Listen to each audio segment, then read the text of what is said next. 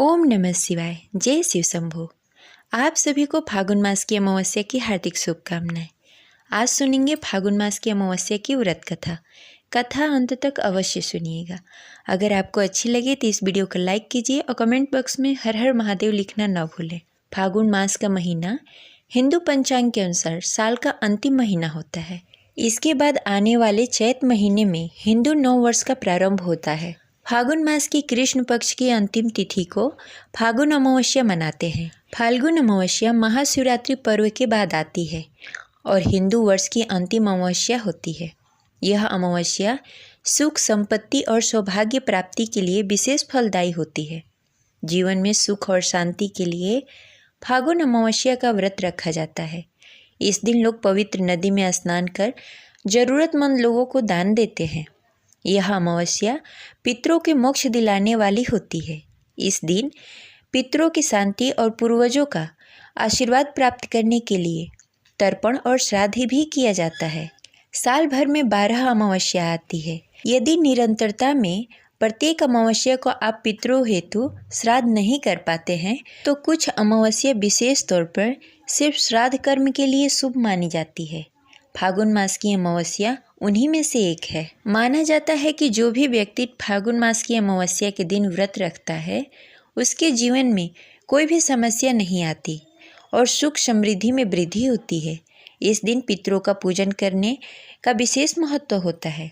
अमावस्या पर पितरों का पूजन करने से उनका आशीर्वाद प्राप्त होता है और उनकी आत्मा को शांति मिलती है। मान्यताओं के अनुसार आज के दिन गंगा में डुबकी लगाने और दान करने से कई गुना पुण्य फल प्राप्त होते हैं। ये रही फागुन अमावस्या से जुड़ी कुछ जानकारी। अब चलिए सुनते हैं फागुन मास अमावस्या की व्रत कथा। आपसे विनती है कि कथा को अंत तक अवश्य सुनिएगा और कमेंट बॉक्स में हर हर महादेव अवश्य लिखिएगा। पौराणिक कथा के अनुसार दुर्वासा ऋषि के श्राप की वजह से इंद्र और अन्य देवता कमजोर हो गए और उन्हें दैत्यों से हार प्राप्त हुई। तब सारे देवता मिलकर भगवान विष्णु के पास गए और अपनी बातें उनके सामने रखी। भगवान विष्णु ने उन्हें यह सलाह दी कि वह दैत्य और देवता मिलकर क्षीर सागर का मंथन करें और अमृत निकालें। तब सभी देवता दानवों के साथ संधि करके अमृत निकालने के लिए मंथन शुरू किए। अमृत कुंड निकलते ही देवताओं के इशारे पर इंद्र के पुत्र जयंत ने अमृत कलश लेकर आकाश में उड़ान भर ली। उस समय दैत्य गुरु शुक्राचार्य ने दैत्यों का आदेश दिया कि वह अमृत वापस लेने के लिए जयंत का पीछा करें। दैत्यों ने ऐसा ही किया और जयंत को रास्ते में ही पकड़ लिया। अमृत कलश पर अधिकार जमाने के लिए दोनों तरह से 12 दिनों तक युद्ध चलता रहा। इस युद्ध के दौरान भगवान विष्णु मोहिनी रूप धारण करके अमृत ले लिए और छलपूर्वक देवताओं को अमृत ग्रहण कराया, जिससे देवता अमर हो गए। इस युद्ध के दौरान पृथ्वी के 4 स्थानों प्रयागराज, हरिद्वार, उज्जैन तथा नासिक एवं गंगा यमुना के संगम पर कुछ अमृत की बूंदें गिरी, जिससे यह सारे पवित्र हो गए। तभी से फागुन मास की अमावस्या के दिन इन स्थानों पर स्नान करना शुभ माना जाता है। प्रेम से बोलिए लक्ष्मी नारायण की जय। हर हर महादेव।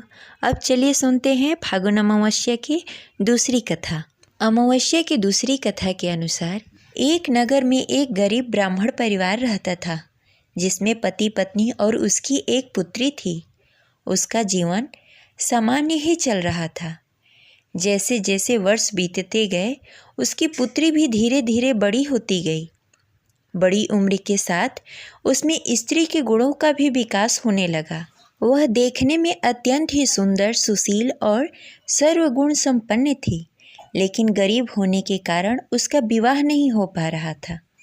एक दिन उस ब्राह्मण के घर एक साधु महाराज पधारे। ब्राह्मण पुत्री की सेवा से साधु महाराज का मन बहुत प्रफुल्लित हो गया और प्रसन्न हुए। उन्होंने कन्या को लंबी उम्र का आशीर्वाद दिया। साथ ही यह भी बताया कि उसके हथेली में विवाह योग रेखा नहीं है। इस बात से चिंतित होकर दीन ब्राह्मण ने साधु से इसका उपाय पूछा। कन्या ऐसा क्या करे कि उसके हाथ में विवाह योग बन जाए। साधु महाराज ने कुछ देर विचार करने के पश्चात अपने अंतर्दृष्टि से ध्यान कर बताया कि कुछ ही दूरी पर एक गांव में सोना नाम की एक धोबिन महिला रहती है। अपने बेटे और बहू के साथ रहती है, जो कि बहुत ही आचार विचार एवं संस्कार संपन्न तथा पतिव्रता स्त्री है। यदि यह सुकन्या उस धोबिन की सेवा करे और वह महिला इसकी शादी में अपने मांग के सिंदूर लगा दे तथा उसके बाद इस कन्या का विवाह हो जाएगा, तो इस कन्या का वैद्य योग मिट सकता है। साधु ने यह भी बताया कि वह महिला कहीं बाहर आती जाती नहीं है। यह बात सुनकर ब्राह्मणी ने अपनी बेटी से धोबिन की सेवा करने का प्रस्ताव रखा। अगले दिन से कन्या प्रातःकाल ही उठकर सोना धोबिन के घर जाकर साफ सफाई एवं अन्य कार्य करके अपने घर वापस आने लगी। एक दिन सोना धोबिन अपनी बहू से पूछती है कि तुम तो सुबह ही उठकर सारे काम कर लेती हो और पता भी नहीं चलता। बहू ने कहा, माँ जी, मैंने तो सोचा कि आप ही सुबह उठकर सारे काम खुद ही खत्म कर लेती हैं। मैं तो देर से उठती हूँ। यह सब जानकर दोनों सास बहू घर की निगरानी करने लगी कि कौन है जो सुबह घर में आकर सारा काम करके चला जाता है। कई दिनों के बाद धोबिन ने देखा कि एक कन्या मुंह ढककर अंधेरे में घर में आती है और सारे काम करने के बाद चली जाती है। जब वह जाने लगी तो सोना धोबिन ने उसका पैर पकड़ लिया और पूछने लगी कि आप कौन हैं और इस तरह छुपकर मेरे घर में चाकरी क्यों करती हैं। तब कन्या ने साधु द्वारा कही गई सारी बातें बताई। सोना धोबिन पति परायण थी, अतः उसमें तेज था। वह तैयार हो गई। सोना धोबिन के पति थोड़ा अस्वस्थ थे। उसने अपनी बहू से अपने लौटकर आने तक घर पर ही रहने को कहा। सोना धोबिन ने जैसे ही अपनी मांग का सिंदूर उस कन्या के मांग में लगाया तो सोना धोबिन का पति मर गया। उसे इस बात का पता चल गया। वह घर से निराजल ही चली थी। यह सोचकर कि रास्ते में कहीं पीपल का पेड़ मिलेगा तो उसे भंवरी देकर उसकी परिक्रमा करके ही जल ग्रहण करेगी। उस दिन अमावस थी। ब्राह्मण के घर मिले हुए पुआ पकवान की जगह उसने ईंट के टुकड़ों से 108 बार भंवरी देकर 108 बार पीपल के पेड़ की परिक्रमा की और उसके बाद जल ग्रहण किया। ऐसा करते ही उसके पति के मृत शरीर में वापस जान आ गई। धोबिन का पति फिर से जीवित हो उठा। इसीलिए सोमवती अमावस्या के दिन से शुरू करके जो व्यक्ति हर अमावस्या के दिन भंवरी देता है उसके सुख और सौभाग्य में वृद्धि होती है। पीपल के पेड़ में सभी देवताओं का वास होता है। अतः जो व्यक्ति हर अमावस्या को न कर सके वह सोमवारी अमावस्या के दिन यह अवश्य करे।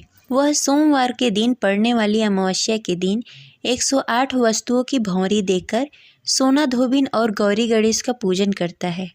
उसे अखंड सौभाग्य की प्राप्ति होती है। ऐसी प्रचलित परंपरा है कि पहले सोमवारी अमावस के दिन धान, पान, हल्दी, सिंदूर और सुपारी की भंवरी ही देनी चाहिए। उसके बाद ही सोमवती अमावस्या को अपने सामर्थ्य के हिसाब से फल, मिठाई, सुहाग का सामान, खाने की सामग्री इत्यादि भंवरी देनी चाहिए और फिर भंवरी पर चढ़ाया गया सामान किसी सुपात्र ब्राह्मण, ननद या भांजे को दिया जा सकता है। ये रही आज की कथा। आशा करते हैं आपको अच्छी लगी होगी। तो इस वीडियो को लाइक करें और ज़्यादा से ज़्यादा लोगों को शेयर करें। मिलते हैं अगले वीडियो में। तब तक के लिए हर हर महादेव। जय शिव शंभू।